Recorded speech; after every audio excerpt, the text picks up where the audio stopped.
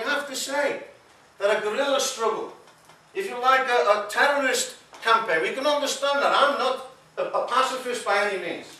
I will defend with arms in hand the right to strike, freedom of assembly, the democratic rights of an oppressed minority in any country throughout the world. That's the position of the Socialist Party and the Committee for the Workers' International. But you know, the greatest example of granting democratic rights to oppressed peoples is the Russian Revolution. When the Russian working class came to power, they carried through the right of self-determination to all the peoples of Russia. In fact, Lenin and the Bolshevik Party fought against people like the JVP and Rajapaksa in Russia at that stage, who were part of the great Russian community, who said, no, we cannot support the rights of the minorities. We will assimilate them into the great Russian nation. And Lenin said, no, we stand for the right of self-determination, up to and including the right of secession. And by the way, they matched their words with deeds when they gave independence to Finland in 1918, coming out of the Russian Revolution itself. But it's an historical fact that the Russian Revolution was carried through not by people like the social revolutionaries who started off with the bomb and the bullet, who thought that they could assassinate the Tsar and the Tsarist ministers. And Lenin's brother was involved in the assassination of the Tsar, and Lenin said, no, that is not the way. We have to have a mass movement based upon the working class drawing in the peasantry. That's how the greatest change in history was carried through as a result of those methods. And therefore, we have to learn. You know, the assassination of Rajiv Gandhi, what did it solve in terms of Indian capitalism? It didn't solve the problem. They can replace assassinated leaders from within their ranks. Or for that matter, prime ministers and presidents of Sri Lanka itself. They can always replace an individual, if you like, from within their ranks. What we're about is changing the system as a precondition for satisfying the democratic rights of the peoples of Sri Lanka itself. I think we need a discussion throughout the Tamil-speaking community and the working class and the labour movement internationally on the lessons of what has happened in Sri Lanka itself. But it goes together, as all the speakers have said, with a determined campaign of solidarity with the Tamil-speaking people at the present time.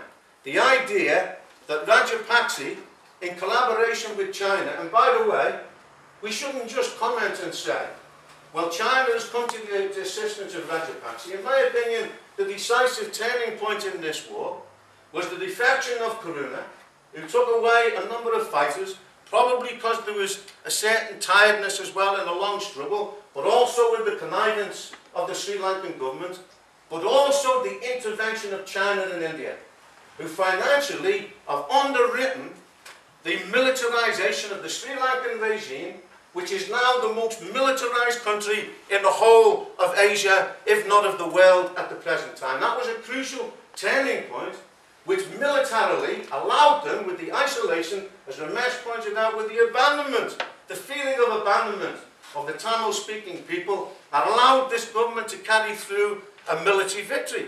By the way, it was a British General, Wellington, who once said, there's nothing more miserable than a victory is the aftermath of a victory. And it's quite striking in Sri Lanka today that the government expected to use the war to carry through a massive majority for Rajapaksa, and then these little local elections that are taking place, let's say he hasn't got it his own way. There's a 20% drop in consumer spending in Sri Lanka. In other words, the masses, the singular masses who expected that they would get the fruits of this victory, there would be paradise once the struggle against the Tamils was successful. They're getting the bitter fruits of what exists on the basis of capitalism. The IMF has demanded that the government, the Sri Lankan government, should cut military expenditure. That's like trying to convince the devil to give up sin, as a matter of fact. So entrenched is the militarization of Sri Lanka itself. There's not a chance, there's not an iota of possibility of this developing. And therefore, I would say, all power to the campaign, the solidarity campaign here and throughout the world in support of the Tamil-speaking people. Let us see the way that the situation is likely to develop. Ramesh mentioned the disastrous position in relation to the 1980s and the left. Well, that happened in a number of ways. First of all, the retreat of the LSSP and the Communist Party. The fact that they collaborated in a bourgeois coalition government that denied the rights to the Tamil-speaking people led to a disillusionment of the Tamils with the labour movement, we have to say, and with workers' organisations themselves. We had, for instance, the terrible pogrom.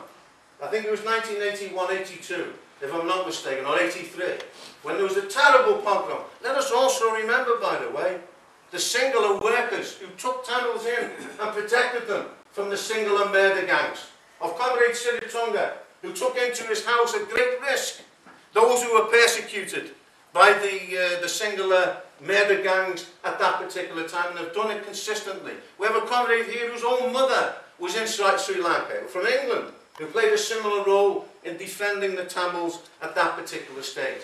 And when Sinan mentioned the socialists, or socialist aspirations in the LTT's original programme, that was the general mood that existed at that stage.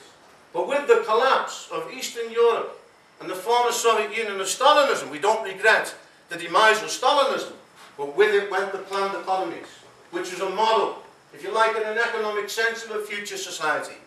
After that, the capitalists conducted an enormous ideological campaign, saying socialism was finished, and unfortunately, the leaders of the LTT, like Tony Blair and the rest of them, have fallen for it, and have taken those socialist aspirations out of their programme. We don't. We said this cannot succeed. They said it's the end of history. Socialism is banished. Now what do we see? A devastating world economic crisis, a world recession, millions of unemployed, 7 million thrown out of their jobs in America in the last 2 years. Something like 1 million young people unemployed in Britain. What is the situation in Sri Lanka? Of youth who have been educated. That's how the JVP uprising took place in 1971. Educated youth who couldn't be integrated in society. The same in India. The capitalists are not going to be able to satisfy the demands of the working class. They will not satisfy the democratic fighting demands of the oppressed minority. We would see, say, in Sri Lanka today, it's a question of defending the Tamils against the genocidal measures of the Sri Lankan government. That's one thing. But also, we have to have a program against this elected dictatorship.